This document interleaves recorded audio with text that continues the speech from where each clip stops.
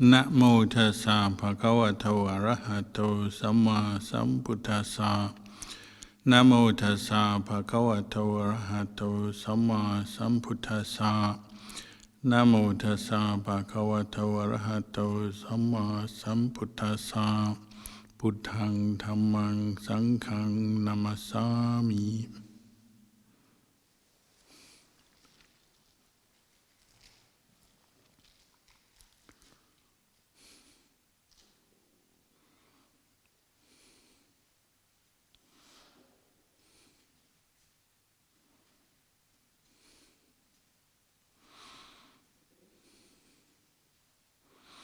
So, coming to the end of the retreat,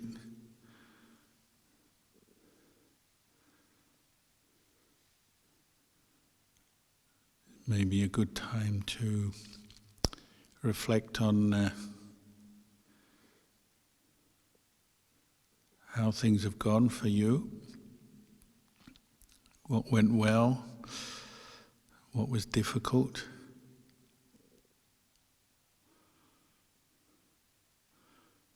We have a sign up near our kitchen that says if you haven't cried or shed a few tears in the course of your practice, you haven't begun practicing yet. It's a quote from Ajahn Kalyano, reminding us how challenging and difficult the practice can be, and the frustrations you encounter training the human mind in this noble path, sila, samadhi, panya, mindfulness, wisdom, is very frustrating, even to the point it can bring you to tears. It doesn't necessarily mean you have to be sitting there crying all the time to see the Dhamma, but it's quite often that the frustrations come up.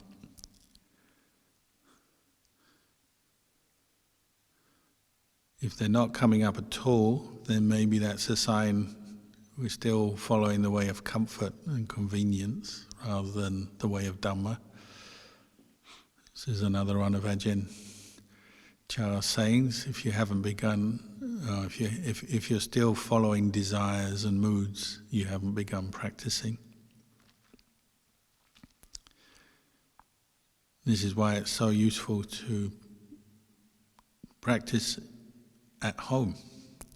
Do an online retreat where the Dhamma is beamed into your home and you can turn your home into a place of retreat and practice, keeping precepts, meditating according to a schedule, listening to Dhamma. Because as we know, the temptation at home is not to practice. It's easier not to practice. It's easier to follow every desire, eat when you want, sleep when you want, talk when you want, look at your phone when you want. And there's always a good excuse why you don't need to meditate. Always got a good excuse even to not keep precepts. You have all these phrases come up in the mind. Oh, just this once. I'll get my precepts together next year. I'll get my meditation together next year. So if you do this retreat at home, even just following the schedule, keeping the precepts, even if you never experience any particular peace or deep states of samadhi, it's already success. Just having that discipline and bringing up that effort at home is a very special thing. And I'm sure it will bring you great rewards. When a person becomes a Buddhist monk, the very end of the ceremony, the preceptor says that the practice of sila, the discipline of sila, brings great fruit, great benefit. Particularly, it supports the arising of samadhi and the practice of developing samadhi, mindfulness, states of stillness, also brings its great fruit, great benefit, and that is it supports the arising of wisdom, insight.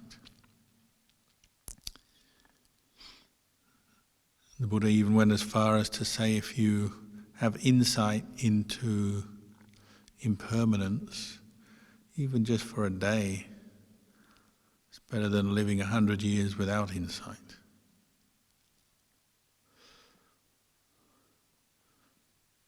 If you're sincere in your practice of meditation, almost certainly you'll notice the impermanent nature of something in your experience, thoughts, feelings, changes in, even just noticing changes in the sensations of the body is becoming insightful to the true nature of this body. And if you can do it at home, then that will give you confidence to do it anywhere. And you have a memory, so you have some insight or some peace, or you've just been keeping the precepts well at home. You have that memory for the future. You know you can do it, even at home.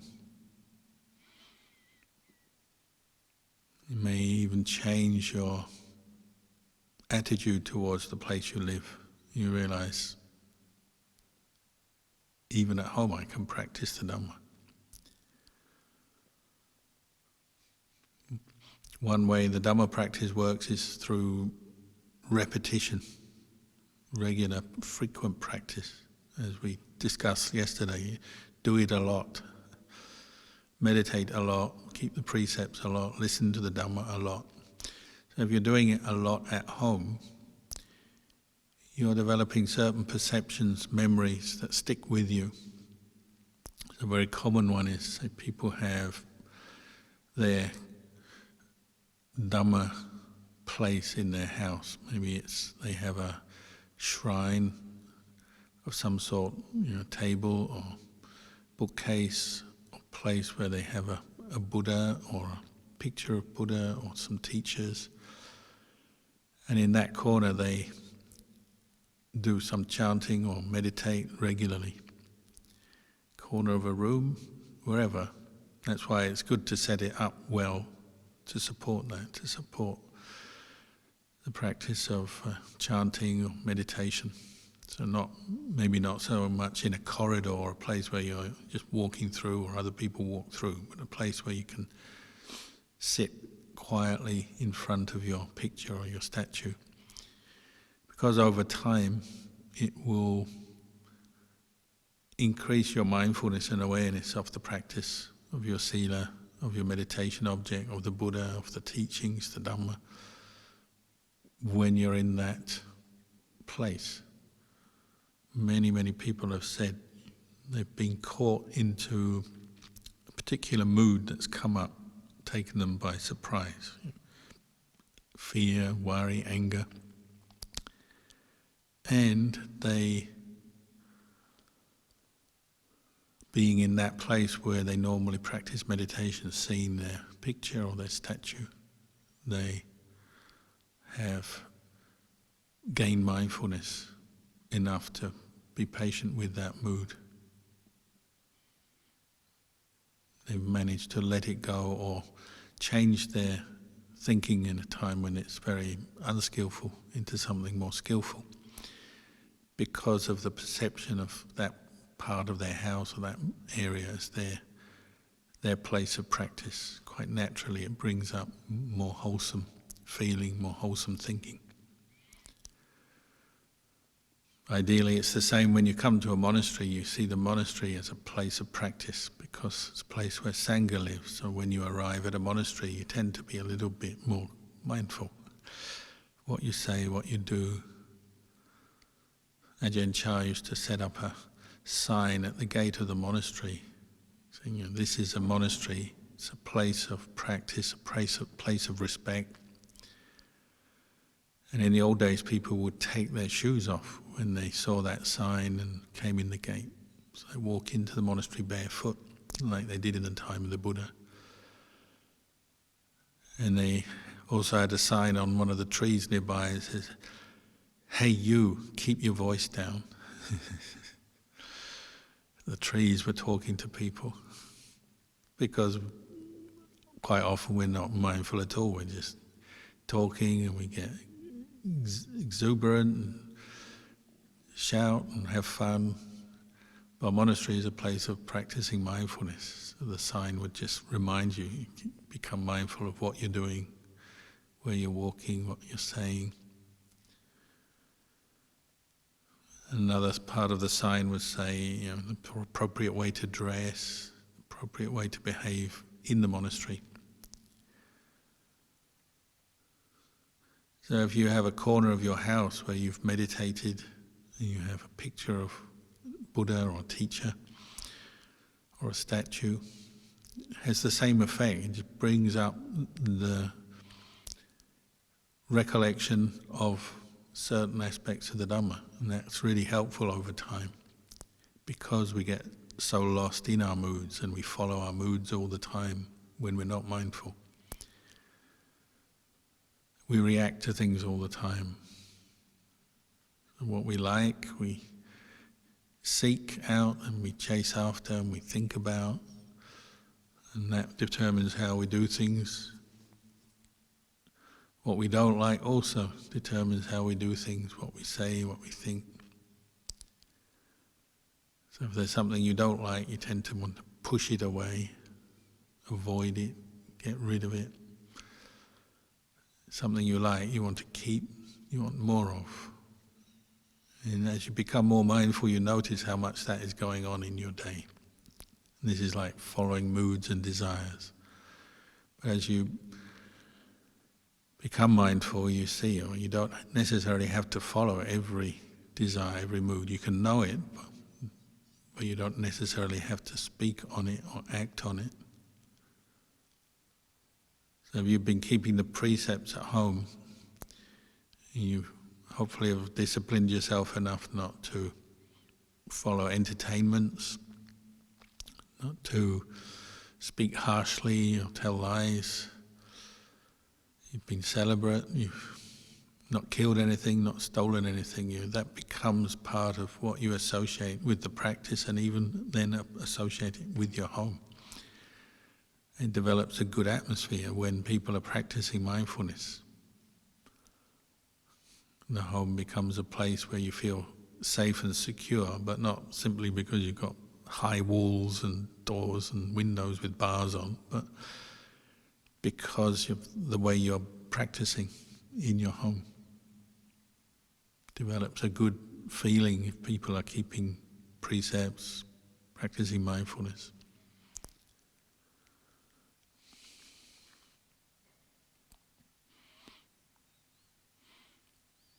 So frequent practice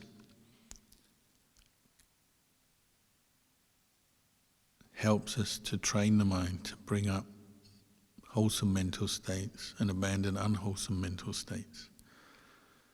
If we don't put effort into that, well, it's just the nature of the mind. It tends to flow to the lowest point like water, so we tend to go the way of suffering. Without mindfulness, we follow every desire. We become frustrated, irritated, disappointed. We build up expectations that then get dashed. And we start complaining about life, complaining about ourselves, other people, and on it goes. And this is the result of following desires and moods. Mindfulness is like putting a brake on that. It's like having a car with good brakes. If you're in a car with bad brakes or no brakes, it's not much fun. It's scary. And our minds can be scary when we lose all our mindfulness. We say and do rash things, harmful things, confuse things.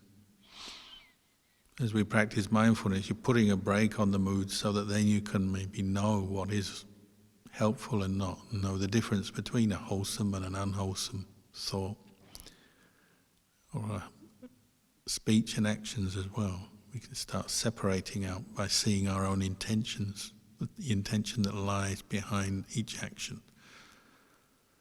And you have choice then. You can choose to speak or not, to act or not, rather than feel like you're just a slave to every desire. And this requires mindfulness and clear comprehension, understanding what you're doing in a situation. So if you're practicing that at home on a retreat, that gives you the memory of having practiced at home. Changes your view, where often we have this simplistic view: practice is something you do in the meditation center or in the temple, in the monastery. Home is the place you let go, but not let go in a good way, let go of the practice, let go of the Buddha Dhamma Sangha. But that can change by making your home into a place of practice.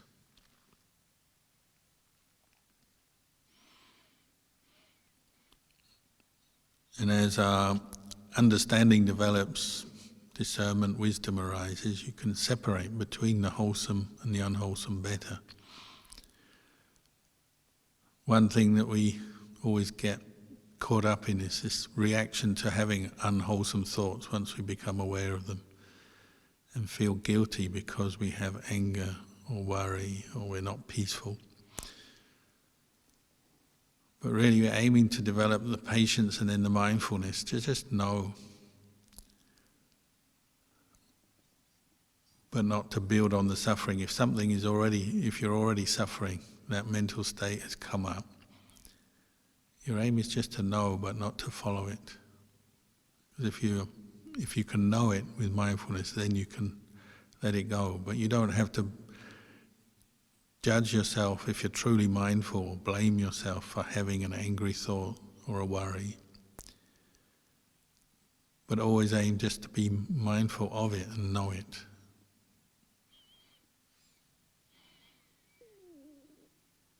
We also get caught up into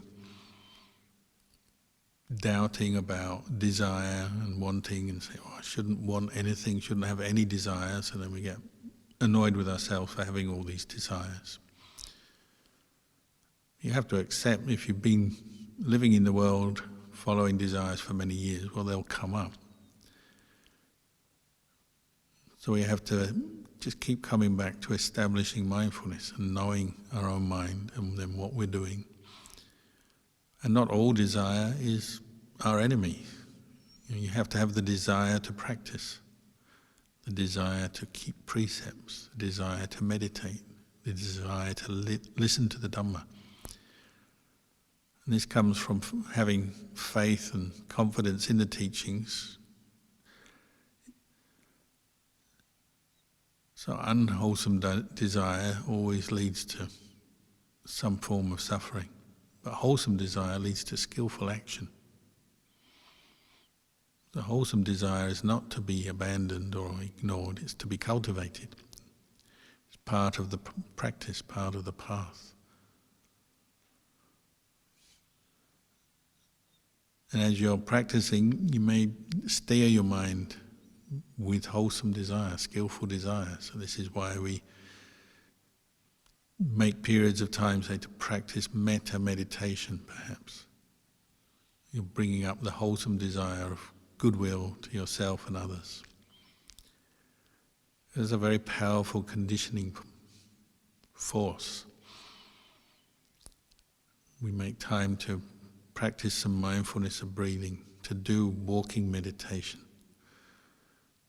to reflect on impermanence and so on. These different parts of the practice, these are where we're cultivating wholesome desire and conditioning the mind, and they bring their results.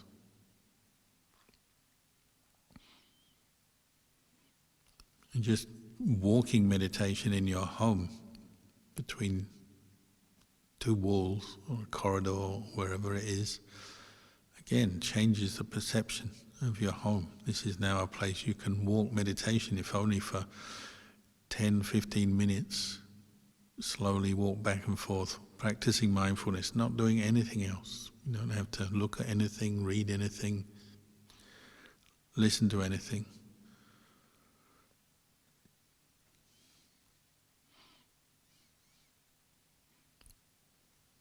So the desire to walk meditation is a wholesome desire. There's nothing wrong with that. If it's making it part of the practice. And if you do it repeatedly, often, then quite often you just naturally go into the mode of being mindful when you're walking. Walking around your house, walking to your car, walking down the street, going to the park or places. This can become part of your practice of mindfulness in the walking posture.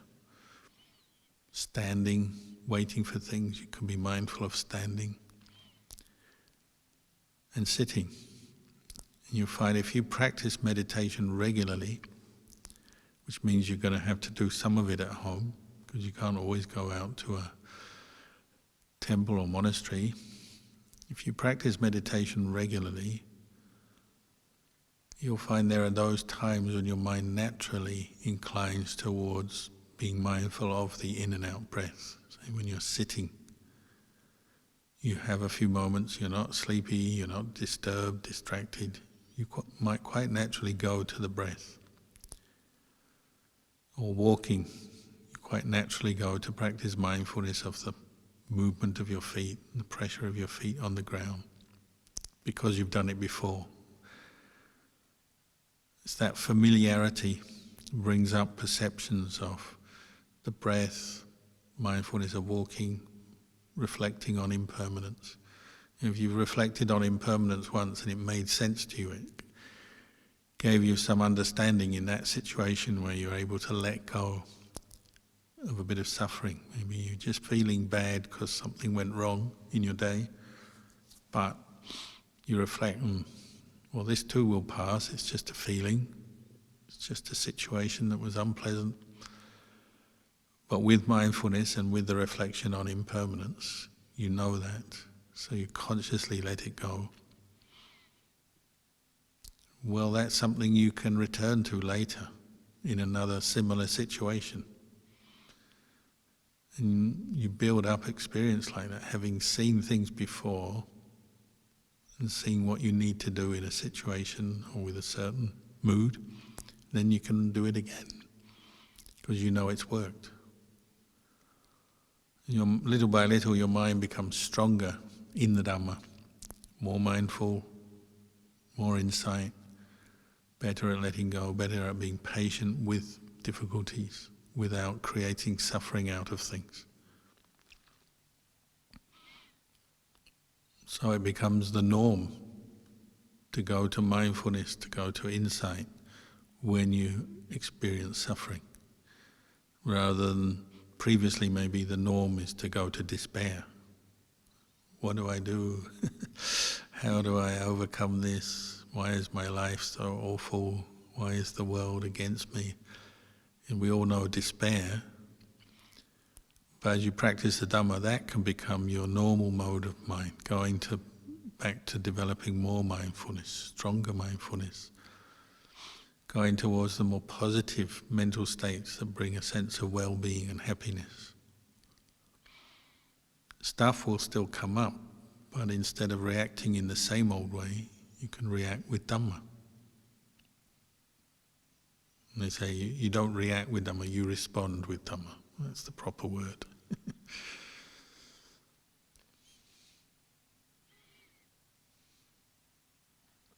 This is why it's so nice to see or meet or live with venerable old monks who have practiced all their life and are very good at it, because they quite naturally have the Dhamma as their default mode. It's not that they don't have any suffering come up in their life from other people, their health, situations that arise, but they respond with Dhamma. with wholesome states of mind. When people are unfair to them or unkind to them, they respond with forgiveness. When there's confusing situations around them, they respond with mindfulness, clarity. When things break or go wrong, they respond with wisdom. Oh yeah, it's impermanent. When you live with teachers or even just visit them briefly, you're seeing that kind of response to life. It's very inspiring.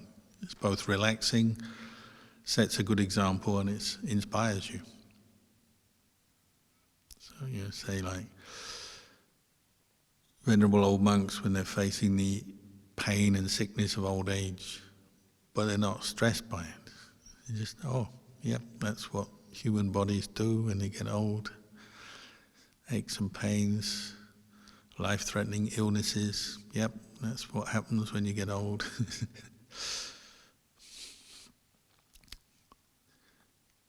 Difficult people sometimes. If you're in the Sangha, you're in a monastery, well, there'll be all kinds of visitors, even people come and stay there, even people come to ordain.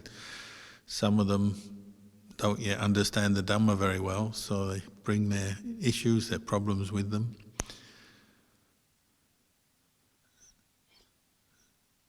But the person who has practiced well, maybe for many years, responds with Dhamma rather than just reacting in the normal way of getting upset, angry, or turning against somebody.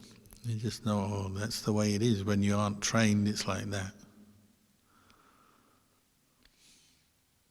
So the response tends to be more one of compassion and understanding rather than anger or hatred. And you see this over and over again. Sometimes it's just what you hear as well, stories.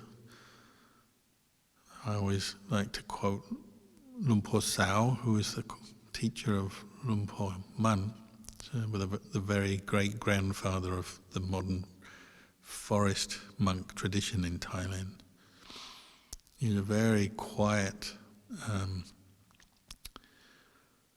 peaceful monk who didn't actually teach a lot in the way of giving lots of public talks, but he did travel around, walking from place to place, because in those days there was a lot of forest. He moved from forest to forest. And his last monastery in Thailand, he also lived in Laos as well. His last monastery in Thailand was a place you can still go today, a little island in the Moon River in Ubon province. Islands are good places for meditation, so they built a little hermitage there and he would stay there, get a boat back and forth to go alms round. And one of the monks was quite artistic, so he built a big statue of the Buddha at one end of the island. The island had forest on it, and because it was an island, that forest was like a sanctuary, it was protected. So some of the villagers liked to come and hunt there, because there was monkeys and wild pigs and other things. Even though it was a sanctuary, people didn't respect that. Sometimes they sneak across. So the monks agreed to make a Buddha statue to remind people that it's a sanctuary, to behave appropriately, not to kill, not to break the precepts.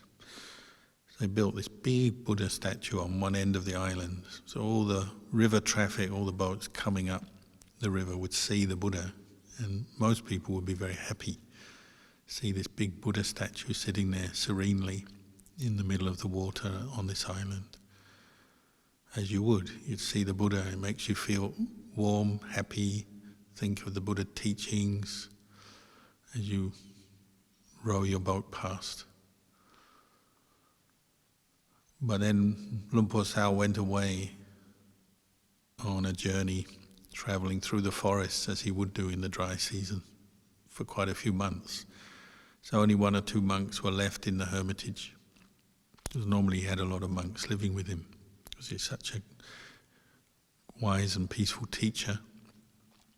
But while he was away, there's only 1 or 2 monks there, so some of the hunters came across and they didn't like the fact that the monks lived on the island, so they wanted to display their disapproval by, they climbed onto this big concrete Buddha and chipped away the nose and the face. They defaced the face of the Buddha statue, just as a kind of protest. Is what people do when they don't like the Buddha and his teachings or something, then they'll tend to chip away the face of the Buddha. So you see these statues in museums and places all over the world. So some of the villagers did that. So all the monks and the villagers, the other villagers, knew that. They were a bit disappointed, but it had been done. When Luang Por Sao came back, he had a large group of monks with him. They're walking from place to place along the banks of the river till they got to the river landing. And all the local people and the monks knew that this Buddha statue had been defaced. But nobody dared to tell Luang Por Sao. They didn't know what to say, so they thought, well, he'll see it anyway when he gets across, so we'll just let him see by himself. Didn't want to tell him. So as the boat went across the river and they sort of went around the bend, they could see the Buddha. And Luang Por Sao saw the Buddha had been defaced and he just smiled. Everyone was waiting for him, thinking he might get angry or upset. He just smiled. And he turned to the monk who was the sculptor and said, somebody wants you to show your skills again. You got a chance to do an even better job than before and repair the Buddha. And that was his Dhamma response to a situation, which was distressing for many, but no point getting distressed over something that's already happened, no point getting angry or seeking revenge. You just clear up the mess and carry on.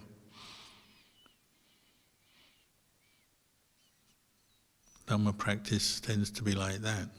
So when you associate with those Kalyana Mitta, those who practice, you get these good examples. And you can follow the example, put it into your own life. When the thing happens that would make you afraid, angry, upset, that would put you into despair, that's the time to establish mindfulness and bring up the wholesome thinking rather than just get stuck into the negativity. It's the time to be patient, try and understand the situation better, and the main priority is keep your own mind free from suffering, whatever the situation may be. Because that's your job, isn't it? That's your job as a practitioner. And one of the places we get caught into suffering most is home, because we're often off our guard at home. Because it's a place where we're so casual, relaxed, comfortable, trying to get everything we want, it's often the place where we get most annoyed. And you don't get so annoyed at work because it would be, maybe you'd risk your job if you got really angry in your workplace. But at home we often let off steam, so we say exactly what's on our mind, even if it's not very good. We get angry easily, we take our frustrations out, we become sad, annoyed, irritated. We suffer easily at home. So that's the challenge of practicing, and that's why it's so good to go on a retreat from home. Bring up your level of mindfulness to prepare for whatever life has to bring to you.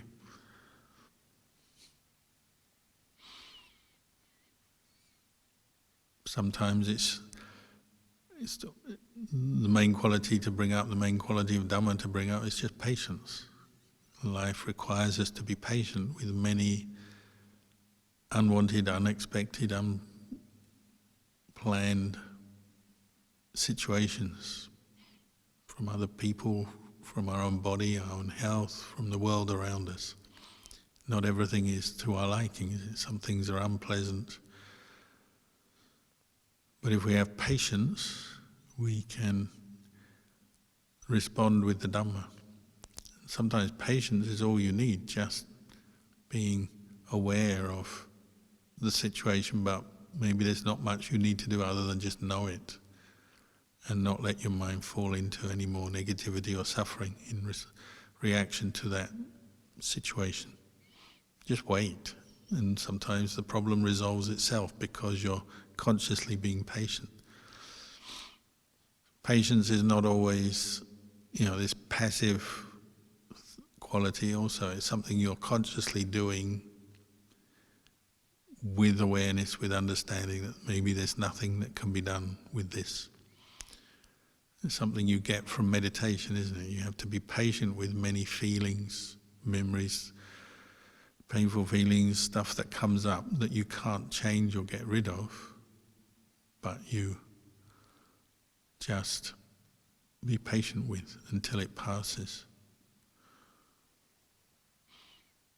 Like the guy who came here a while ago, he was his wife was expecting the first baby, and his home had an invader, a rat had invaded his home. He's getting worried that if this rat was around and he's got a baby in the house, it's going to be trouble. So he's planning to kill it out of concern for the baby's safety. But then he was Buddhist, so consulting the monks, he's thinking, maybe I shouldn't kill it, that's not good karma, but what else can I do? Doesn't want to kill the rat, but he doesn't want his baby at risk. So he was meditating on this, spreading metta every day to the baby, to his wife, to the rat, to everybody in the situation. And after a week, the rat left the house all by itself. And because of his patience and practice of metta, he didn't have to break the precept, but he got a good solution to the problem. The rat went without anyone having to kill it. Sometimes patience is like that, isn't it? It allows events to come and go, allows solutions to be found, it allows good things to emerge when patience is practiced properly, from a place of wholesome thinking and understanding, rather than just gritting your teeth with aversion, which may be one reaction to situations. Patience practiced in conjunction with metta can keep us in good mental health, in a good state, even when meeting with difficulty. And you see it with health issues as well, when you have to face the surgery or waiting for the scan, test, results, or just pain of different painful feelings from the symptoms of an illness. When you consciously practice patience, it allows your mind to think Dhamma and bring up wholesome thinking even in that difficult situation. If you recollect Buddha Dhamma Sangha before surgery, it can help you cope with your uncertainty, your anxiety. This is putting the Dhamma into practice, isn't it? Changing your mind. Your first reaction to going into surgery may be one of fear, anxiety, uncertainty. But when you recollect something very wholesome, like Buddha Dhamma Sangha or your meditation object,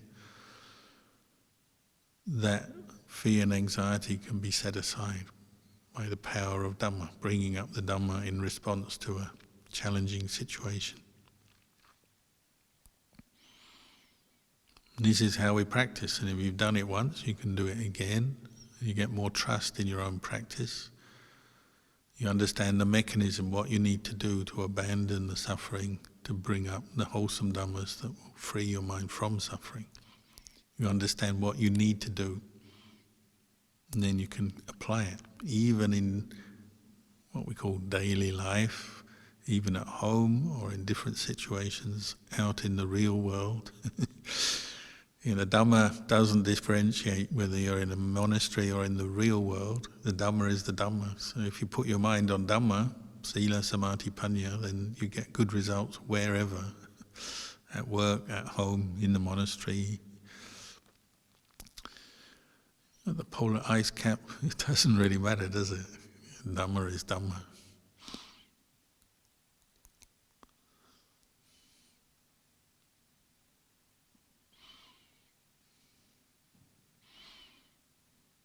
So there are a few thoughts on the reflections on the Dhamma this morning. We've got a little bit of time left, so I'll leave the talk there and we can carry on meditation.